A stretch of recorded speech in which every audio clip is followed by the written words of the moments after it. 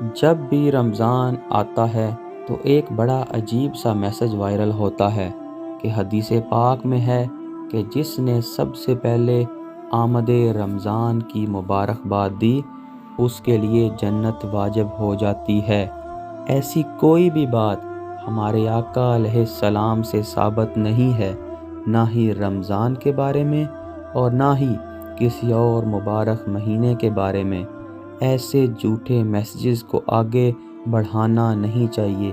جو بھی آپ کو ایسا میسج بھیجے اسے محبت کے ساتھ سمجھائیں کہ ایسی کوئی بھی حدیث نہیں ہے، اور وہ لوگ جو ہر میسج آگے فارورڈ کر لیتے ہیں انہیں ہمیشہ آگے میسج فارورڈ کرنے سے پہلے اس چیز کی تحقیق کر لینی چاہیے، کیونکہ حدیث پاک میں آتا ہے کہ آخری نبی صلی اللہ علیہ وآلہ وسلم نے فرمایا کہ جس نے جان بوجھ کر مجھ پر جھوٹ باندھا، مطلب کہ وہ بات جو نبی پاک صلی اللہ علیہ وآلہ وسلم نے نہیں فرمائی اور یہ کہہ دیا کہ یہ پیارے آقا علیہ السلام کی حدیث ہے، تو ایسا بندہ اپنا ٹھکانہ جہنم میں بنا لے۔